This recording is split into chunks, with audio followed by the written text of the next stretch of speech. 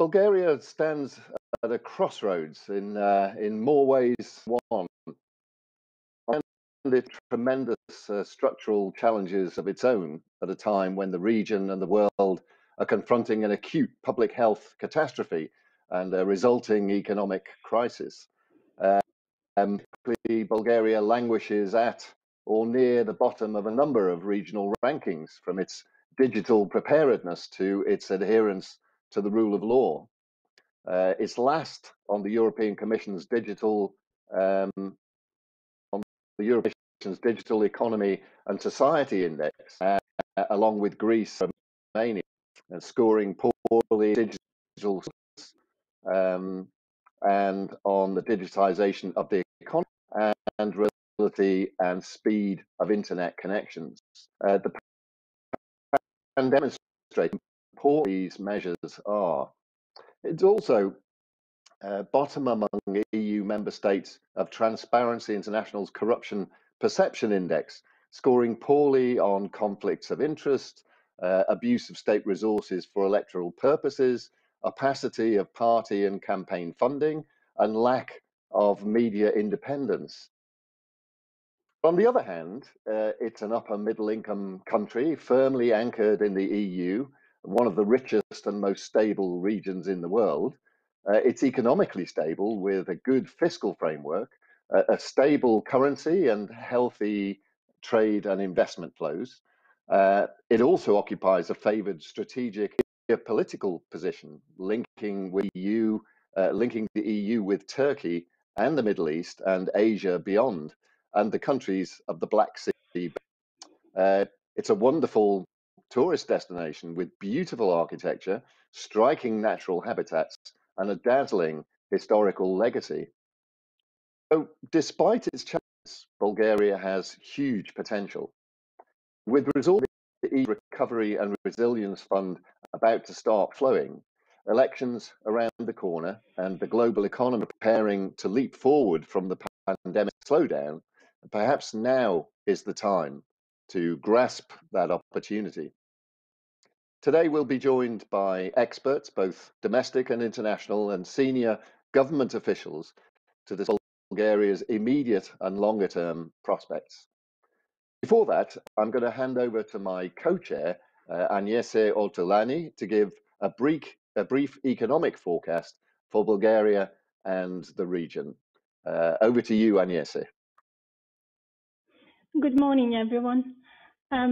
So economic output in Eastern Europe, which in this case comprises like European EU member states, the Western Balkans, Russia, Ukraine, and CIS country, contracted by an estimated 4.1% in 2020 owing to the impact of the coronavirus-related restrictions.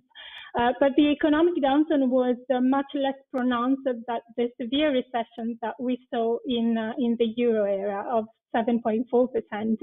And in terms of sub-regions, in EU member states in Eastern Europe, the recession was worse than in non-member countries, and averaged 4.9%. What we expect this year is a subdued recovery, with real GDP growing by 3.9% on average. And the weak performance is mainly because of the sub-region's strong links with the euro area and the continued lockdown restrictions in the first month of this year. And in addition, we also expect EU recovery fund inflows to probably materialize only towards the end of this year, which will further hold back the economic recovery. In Bulgaria, more specifically, the first wave of the pandemic was smaller than in many other countries, especially in Western Europe, and the economy was relatively less severely impacted by the confinement measure in the first half of last year. Real GDP contracted by an estimated 4.1% last year, and we expect this year the economy to grow by 3.7%. This will be mainly due to the rebound in domestic and foreign demand. So we expect domestic demand to remain subdued in this first month of the year, as some restrictions will remain in place. But the gradual reopening of the economy by April-May will provide a boost to consumption and investment in the second half of the year. We also expect a recovery in foreign tourism this year, but this is subject to downside risks, such as tighter international travel restrictions, and also the slow progress on the rollout of vaccines in Bulgaria compared to other tourist destinations. Fiscal support for households and firms and public investment will be key determinants on the strength of the recovery in Bulgaria. So Bulgaria entered the crisis with a strong fiscal position and with public debt at just 20% of GDP and a fiscal surplus in the first quarter of last year. And as a consequence of the fiscal deficit and public debt remain relatively contained last year, together with additional EU resources, will allow the government to sustain and expand its fiscal assistance this year.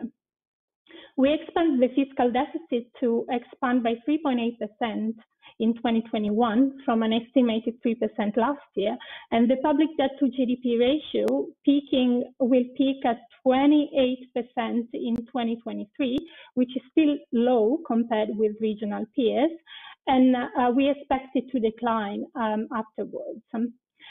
Over the medium term, we expect the